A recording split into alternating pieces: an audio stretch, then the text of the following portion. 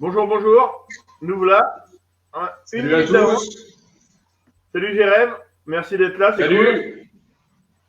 Bon, la première mise en route, déjà, on va faire comme d'hab, on va partager sur les groupes là. Hop là, je suis en direct, c'est cool. Allez, on va déjà commencer par ça. On vous dit bonjour à tous ceux qui sont déjà là. Donc aujourd'hui, on va parler de la chasse dans la purée, comme vous avez vu. C'est l'anecdote est pas mal. Et donc, Jérém va nous expliquer un peu comment il fait, comment il s'organise. J'ai partagé sur Groupe Vendée aussi, Jérémy. Ah ok, d'accord. Donc voilà. Donc du coup, je vais te laisser commencer tranquillement ton speech, si on peut dire. Ah non, pas de chance, c'est celui-là, voilà. Donc voilà, à toi de jouer. Ouais, bonjour à tous. Donc là aujourd'hui, je voulais vous présenter une chasse assez particulière, on va dire. Donc une chasse qui s'effectue dans moins d'1 mètre de visibilité. Donc on peut faire du poisson et même du très très beau poisson dans moins d'1 mètre de visibilité. Donc là, Vincent, il a mis une photo. En fait, c'est le site d'Ifremer Turbidité qui est vraiment pas mal, on va dire. Donc, ce qui est en rouge, c'est là où il y a en fait, quand c'est vraiment rouge, il y a zéro visibilité. Et quand on est sur les zones orange, jaune, là, ça commence à être praticable, on va dire, à chasser. Et il y a de quoi faire, on va dire.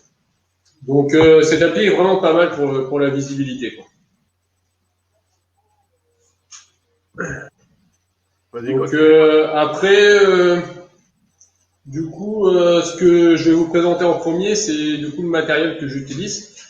Donc le matériel que j'utilise pour cette chasse dans moins d'1 mètre de visibilité, c'est du coup un 75 que j'ai ici, un 75. Donc fusil, donc là c'est le métal de Salvimar. Simple sando que j'ai mis en 16 mm. Il est fourni en double sando, donc là j'ai transformé. Il est avec un moulinet. Alors pour le matériel très important pour cette chasse, c'est avoir du Dynéma très très visible. Donc là en l'occurrence je choisis du Dynéma blanc. Et en nylon, ce que je vais mettre, c'est que je mets du nylon vert fluo. Donc pourquoi du nylon vert fluo? Je vous ai bricolé un petit truc, hop, je mets comme ça. En fait, si vous mettez du nylon, si, en fait, c'est pour schématiser. En fait, si vous mettez du nylon vert fluo, on le voit très bien dans l'eau. Si vous mettez du nylon transparent, on le verra pas. Donc, si votre poisson il part, après vous allez galérer à retrouver. Donc, c'est très bien d'avoir un fil, on va dire, très visible rapidement pour aller chercher le poisson. Il y a Laurent qui nous, je te coupe, il y a Laurent qui nous redemande le nom du site là pour la turbidité. Là. Alors, c'est le site, c'est Marc Ifremer Turbidité. Donc là actuellement, je pense que le bureau est fermé à Ifremer, donc en fait ils n'ont pas actualisé la page, du coup on peut pas actualiser. Mais en allant sur internet, en marquant Marc Ifremer turbidité, il y a les vagues, il y a le courant et tout sur le site, donc c'est super bien quand même. D'accord. J'utilise avant chaque sortie, je l'utilise, au moins ça permet d'orienter mes sorties aussi d'un côté. D'accord. Donc après aussi également pour le fusil, j'utilise pas une crosse ergonomique. J'utilise une crosse simple en fait, parce que quand je viens chasser, en fait, je chasse avec le fusil le long de mon corps, comme ça tout le temps, parce que la visibilité est très réduite. Donc en fait, si je tends le fusil, en fait, tout simplement, je vois pas le bout du fusil, et le poisson, en fait, il va passer genre au milieu de mon fût. Donc il n'y a pas grand intérêt. Donc après, faut réussir à tirer avec le fusil à l'envers. Donc moi, au départ, ce que j'ai fait, c'est je me suis entraîné sur le site, j'ai pris une bouée, j'ai mis un morceau de polystyrène en mer et puis je me suis entraîné à tirer comme ça. C'est un coup à prendre, mais une fois qu'on l'a, c'est super comme technique. Ouais, merci Donc Vincent. après, du coup, Vincent voilà, Larigant, vas-y. si j'arrive à le rechoper. Voilà. Ouais, c'est ça. Attends, Vincent, t'es où? Hop là, voilà. Il y a le site là, c'est ce site là pour avoir la turbidité. Ouais, voilà. Ce site-là, il est super bien. Il y a les vagues, la houle et tout. C'est super utile pour la chasse, moi je trouve. D'accord.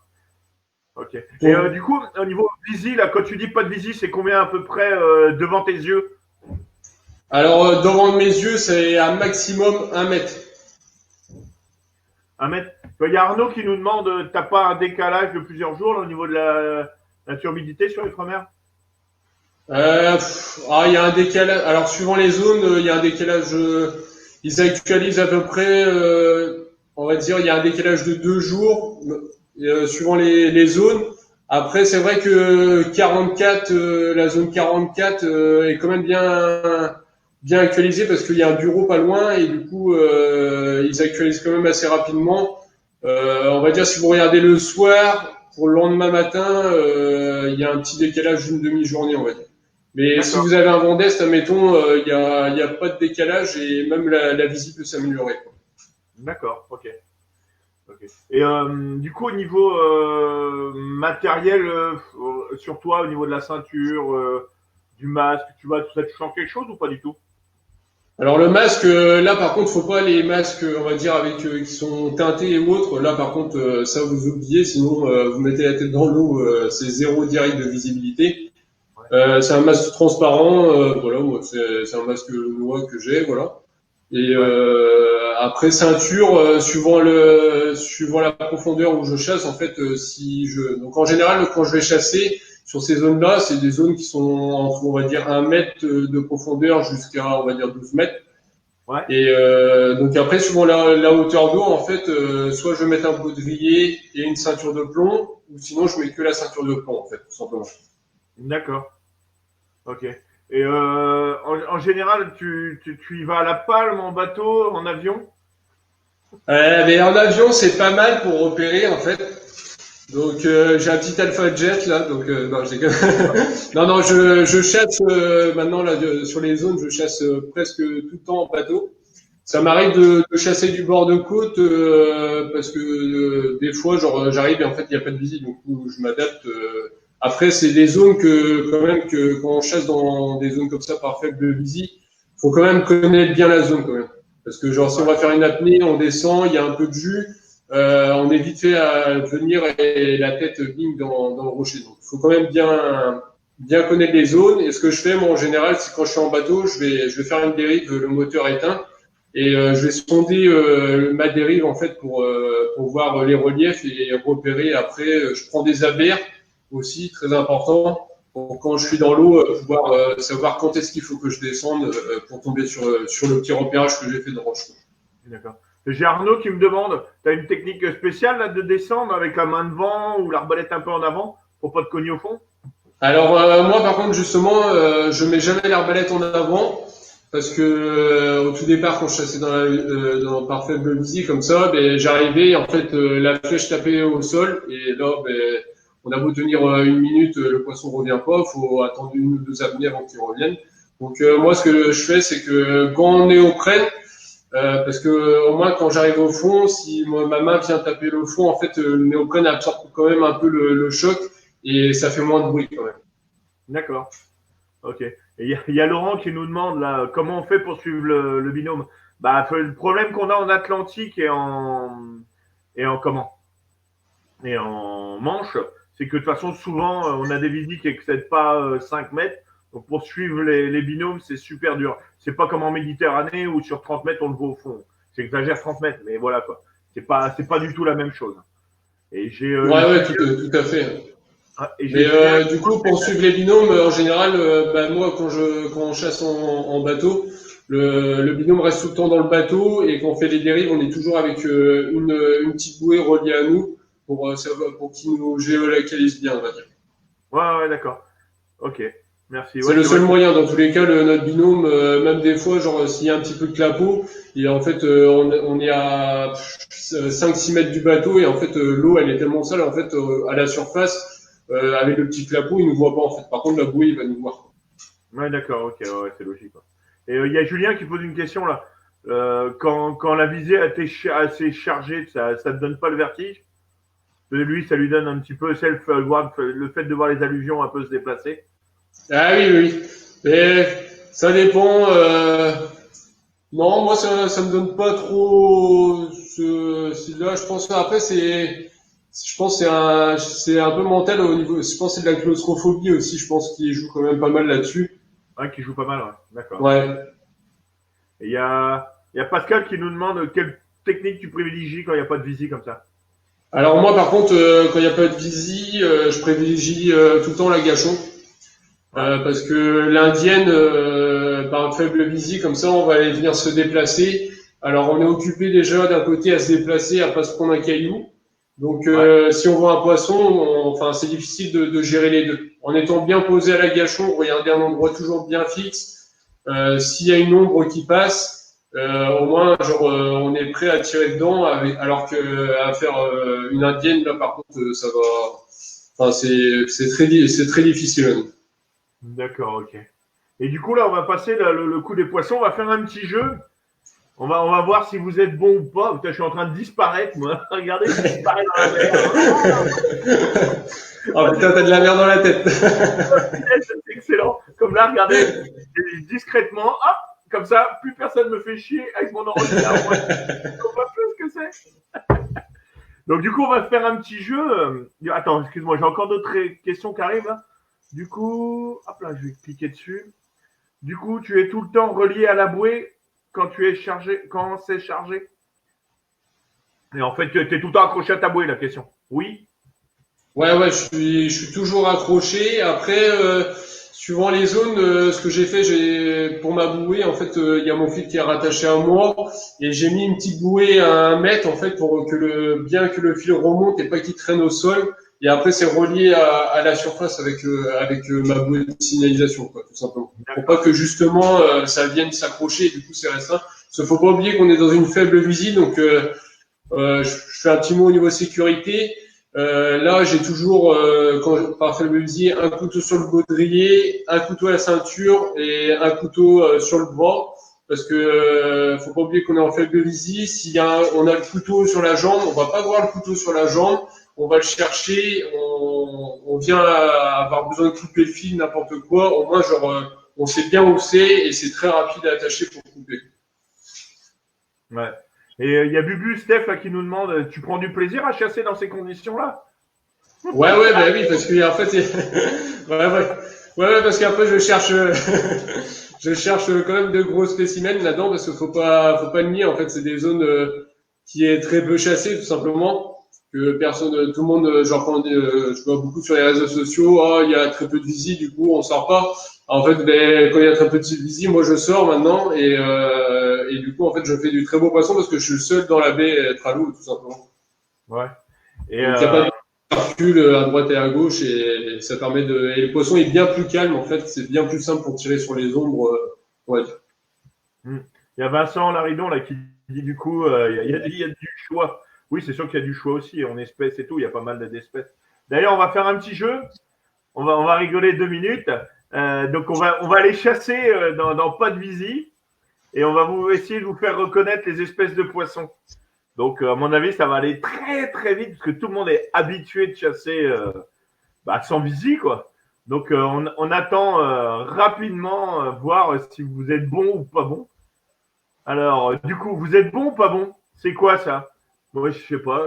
Attends, vas-y. Non, je sais pas non plus. Ouais, vous êtes pas très doué, hein. C'est pas réactif hein, quand même. Hein. On voit qu'ils n'ont pas l'habitude de chasser dans pas de visie. Hein. Personne n'a reconnu ce poisson magnifique. Donc, petite explication sur ce poisson-là, en tout cas, ce qu'il faut retenir, en fait, c'est au niveau du dos, c'est bien droit. C'est ça qu'il faut déjà retenir pour reconnaître ce poisson. Ouais. Et là, il y a Arnaud qui met. J'étais pas là au début. Il a parlé de chasser face au soleil contre le soleil. Tu sais, non, t'en as pas parlé de ça. Non, j'en viendrai après justement pour tout ce qui est les conditions favorables pour chasser justement dans cette faible visite. Qui sont cons. Non, c'est un thon à dents de chien. Ah, un dauphin. Pas loin, Sébastien. Ah ouais, thon à dents de chien. Geoffrey, ah bon. C'est bon, comme quoi, il y a des mecs bons quand même. Mais les Vendéens, il a l'habitude. C'est du poisson quand même qu'il a régulièrement en face de lui. Et du coup, je vais vous montrer un autre spécimen encore plus rare. Un poisson vraiment rare. Ah, je l'ai un peu trop grossi là. Hop. Regardez. Hop là. Et du coup, hein, pareil, on ne voit pas bien. On voit pas bien. Ouais. Ah, une carpe rouge. Oh, Carpe rouge, moi je dis que on c'est n'est ça. pas loin. Hein, on n'est pas loin quand même. Hein. Ah non, on n'est pas loin là. Donc oui, c'était bien un mulet tout à l'heure. Et c'est à peu près les ombres qu'on repère assez difficilement. Oui, oui, tout à fait, c'est ça. Une palourde, exactement. Une cougar, ouais, ouais, c'est ça. Et donc, Voilà, du coup, une le bonne plus dur, en gouttière. fait, c'est de réussir à distinguer vraiment deux poissons, surtout pour les novices. Le plus dur, c'est, je pense, c'est celui-là. Hein. Moi, je dis, celui-là, c'est quand même le poisson le plus difficile à repérer quand il n'y a pas de visie, quoi. Et ma mère. C'est pas sympa pour ta mère, Erwan. Hein. Les cons. Ah là là. Ouais, c'est ça, tout à fait, la badèche bretonne. Oui, oui, tout à fait, les gars. Vous commencez à réfléchir un peu mieux. Effectivement, c'est un saumon. Non, non, mais je suis d'accord avec vous. Un beau saumon. Non, C'est un non, bon c'est pas le saumon bar. royal, en effet. Ouais, souvent, entre le bar et le mulet, Jérémy va y revenir pour vraiment bien les différencier, surtout pour les personnes qui débutent en chasse sous-marine. Même quand il y a de la visie, beaucoup de personnes peinent à vraiment distinguer le bar. Le bar qui va arriver là, voilà, le bar vraiment du mulet. Là sur les photos, c'est assez flagrant, mais c'est vrai que quand il y a pas de visie, bah c'est pas évident. C'est vraiment pas facile de les différencier. Quoi. Et c'est là qu'il va nous dire pas soleil, soleil, au fond, pas au fond. Bon, voilà. À toi. À Donc, toi. du coup, après, pour on va dire les conditions pour chasser, on va dire dans la purée. Donc, moi, en général, je chasse, on va dire 3 heures au niveau des étals de marée.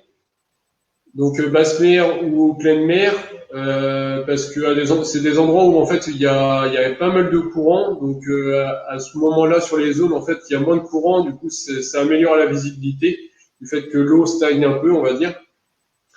Après, les coefficients, ça varie suivant les zones. Des zones où par grand courant, il y a énormément des zones où il y a beaucoup de courant, on va dire. Je vais plutôt aller par petit QF et des zones où il y a presque jamais de courant, j'y vais n'importe quoi, on va dire. Ouais. La profondeur, on va dire, je dépasse pas les 10 mètres, ouais, on va dire, parce qu'après il fait noir complet. Je vois pas. Après, des fois j'ai des surprises en passant les 10 mètres, suivant les reliefs du fond, j'arrive sur des poches d'eau en fait où il y a d'un coup 1 mètre de visibilité, 1,50 m. Donc, mais après c'est quand même assez rare. C'est des secteurs vraiment très spécifiques. J'ai pas encore trouvé vraiment le pourquoi du comment. Si quelqu'un a la réponse, d'ailleurs, mettez-le en commentaire. Ce sera toujours intéressant à savoir. Et après, ce qui joue beaucoup après, c'est le soleil.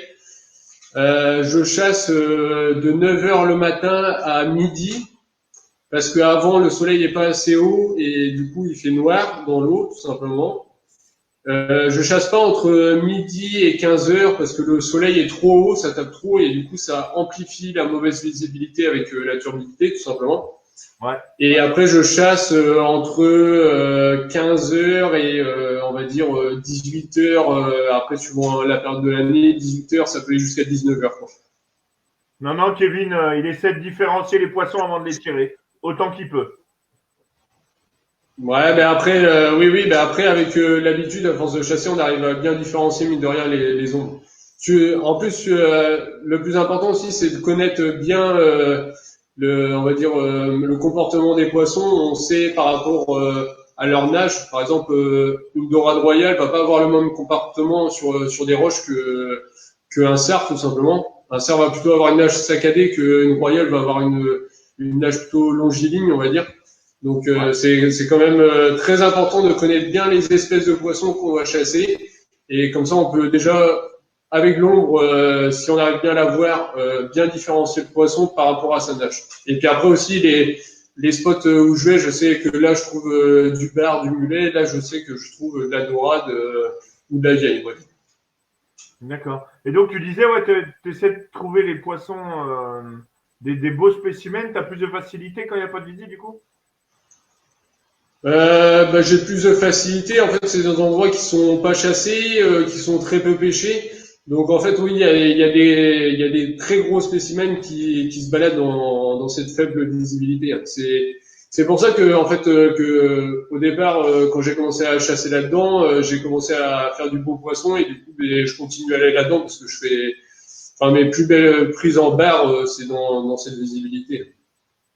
D'accord. Il y a Julien, là, qui me dit, là, par rapport au bruit des queues sous l'eau, là, on arrive à différencier les styles de poissons, pas à 100%, mais quasiment.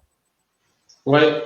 Ben justement, ce qui est intéressant dans cette chasse par faible visibilité, c'est que on a beaucoup de sens qui se mettent plus en éveil, surtout l'ouïe, qui est très important. La visibilité, en fait, on arrive plus facilement à entendre le poisson arriver quand on est dans une faible visibilité que quand il y a plein de visibilité, tout simplement parce qu'on est occupé à regarder vraiment partout, alors que là, genre, on fixe un endroit et on écoute vachement. Après, genre aussi, on arrive à voir le poisson parce que si on a le courant qui arrive de face, on peut voir un peu de sédiment qui arrive dans notre gueule et là, on s'aperçoit au final qu'il y a un pépère qui nous arrive dessus et du coup, on se prépare. D'accord. Ouais, en arbalète, un 75, c'est très bien quand il n'y a pas de visite.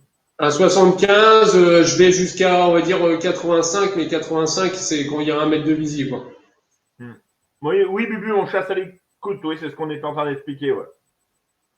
En Méditerranée, tu as des zones comme en Catalogne, oui, où tu chasses, il n'y a pas de visie, donc tu chasses pareil par rapport au soleil, énormément. Il y a Cyril de Relais, là, chez qui j'ai été chassé, un très bon chasseur. Il y a moitié de l'année où il chasse, il y a 2 mètres de visie maximum. Et pareil, il chasse à l'ombre, au bruit. C'est le même fonctionnement dans toutes les mers, hein, quand il n'y a pas de visie. Hein. Alors, qu'est-ce qu'il y a d'autre? Est-ce que. Attends, je vais la mettre celle-là. Est-ce que lorsque le bar arrive, les vieilles arrêtent de taper partout? Bah, je sais pas. T'en penses quoi, Jérémy? Euh, en fait, moi, quand je vais chasser le bar, en fait, je suis pas sur des grosses têtes rocheuses. En fait, je suis surtout sur des zones de vasières où il y a des petites roches, mais sur mes zones à bar, en fait, il y a très peu de vieilles. En fait. Ça va être plutôt quand je vois de la vieille, ça va être sur mes zones à dorade, tout simplement. Ouais.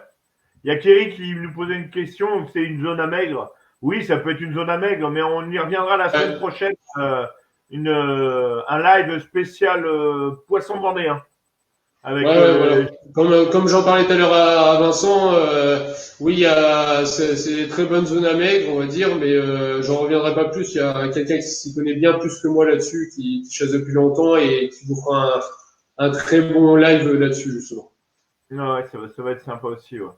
Et donc, du coup, au niveau tout, matos, tout, il n'y a rien d'autre de spécial. Tu mets pas des petits flashers sur les palmes ou des trucs comme ça. Je sais qu'il y a des marques qui vendent des petits autocollants de poissons brillants là que tu peux coller. Ouais, non.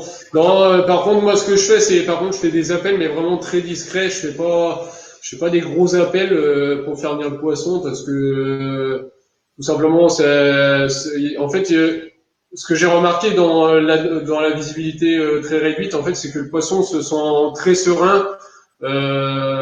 Et en fait, le poisson, ça m'arrive que des fois, il y a des barres qui passent à 20 centimètres de ma tête et en fait, d'un coup, ils stoppent à côté de moi parce que genre ils sont surpris, genre ils se demandent mais qu'est-ce que c'est ça quoi. Alors que quand il y a de la visibilité, le poisson il nous voit à 1 mètre et voilà, si on n'est pas discret, hop, il file et il n'est pas très curieux comme par faible visibilité. Non, je ferai pas de tuto sur le tir des maigres. Allez, salaud. Et il y a Antoine qui nous demande là. Du coup, c'est intéressant ou pas d'utiliser le cold-fish, du coup, non? Pas trop. Oh, moi, j'utilise le cold-fish sur les têtes, on va dire les têtes de roche. Après, est-ce que ça marche, est-ce que ça marche pas? Faudrait être, est-ce que ça marche? Je sais pas. Faudrait être dans la même condition, au même endroit, dans les parfaites conditions, avec les mêmes poissons. Ouais, pour savoir Euh, si ça, pour, si ça vient vraiment de ça. Ouais, d'accord. Ok. je l'utilise, oui, ça m'arrive de l'utiliser, mais est-ce que ça marche certaines sur? Moi, je pense que oui, mais après, sûr à 100%, je m'avancerai pas là-dessus. Ouais, ouais, d'accord. Et les bruits de gorge, du coup, tu disais ouais, que t'en fais moins que quand il y a de la visite. Ouais, Ouais, d'accord. Ouais, le poisson est moins créatif, Pascal nous dit. Oui, c'est vrai aussi. Il est moins créatif quand il y a moins de visite, ouais, c'est sûr.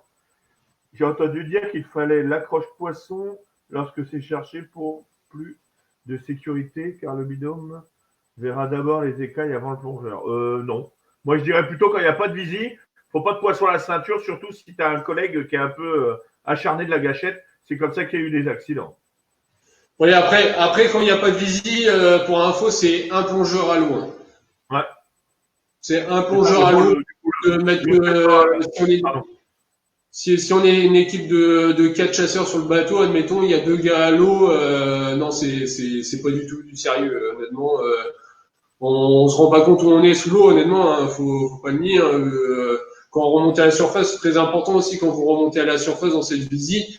Regardez toujours où vous êtes parce qu'on est vite fait à tourner en rond, on se rend pas compte, on croit qu'on avance droit, mais au final, on tourne en rond, on perd vraiment nos repères quand on est dans cette visibilité-là.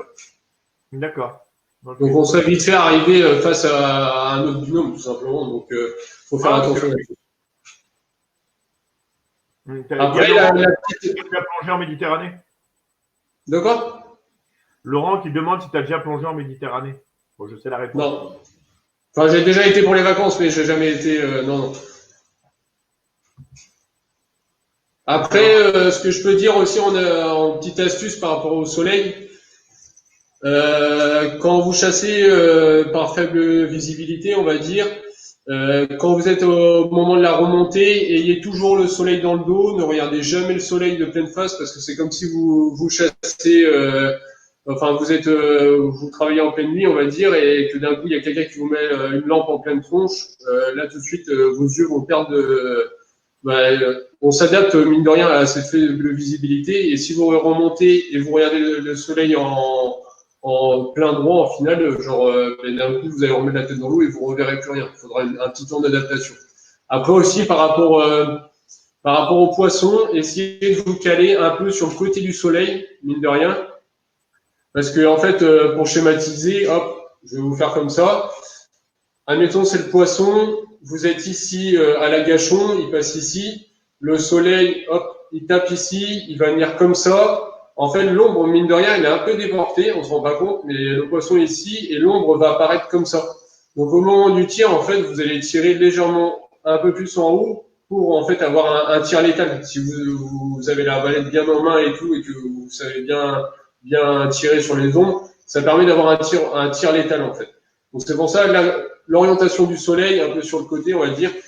Et c'est pour ça aussi que tout à l'heure je disais que je sortais pas quand le soleil était bien à midi parce que genre du coup le spectre lumineux est bien droit. Du coup, ben, on voit moins bien par rapport à la turbidité et le poisson en fait il est bien plus décalé. Donc voilà, D'accord. Mais c'était la petite astuce. ouais, il y a Torch Art là, qui nous pose une question, le soleil dans le dos, le courant de face. En général, l'idéal, c'est quand même le courant dans le dos, parce que le poisson remonte le courant et le bruit descend le courant. Donc du coup, les poissons vont on va dire, une grande partie du temps, vont remonter le courant pour venir voir d'où vient le bruit. Donc voilà, donc c'est beaucoup plus dur de se placer à la gâchon, mais c'est quand même beaucoup plus rentable. Ah ouais. Parce qu'il est con, et je vais la mettre celle-là. Dans le Finistère, ils sont pas aveuglés par le soleil.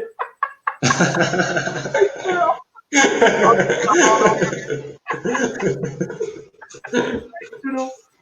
Enfin. Bon, du coup, on arrive à notre fin d'interview sur la basse visibilité. Merci, Jérém. C'était cool, hein, franchement, bien, là, les petites Il n'y a pas de démonstrations quoi. que tu m'as fournies. C'était vraiment bien, un bon moment. Les gars, n'hésitez pas à continuer à poser des questions, même quand le live est fini. On prend du temps après pour pouvoir y répondre un par un, vraiment spécifiquement aux questions qu'on n'a pas répondu pendant le live. Donc demain est un grand jour, un jour mémorable. Demain, je vais être avec Martial Cotin. Donc, on va parler sécu au niveau de la plongée profonde, que beaucoup ont des questions là-dessus.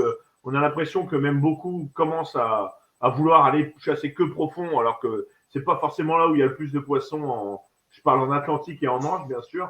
Et donc, il nous parlera de la sécu sur l'apnée profonde et aussi les apnées sur épave dans le courant. Donc voilà, et puis le respect du poisson, tout ça. Donc demain, on va passer un bon moment aussi bien que tous les moments de la semaine. Donc voilà. Ben, je vous remercie tous. Merci encore. Merci à tous d'être venus. Et puis à demain à la même heure. Salut. Salut à tout le monde. Salut.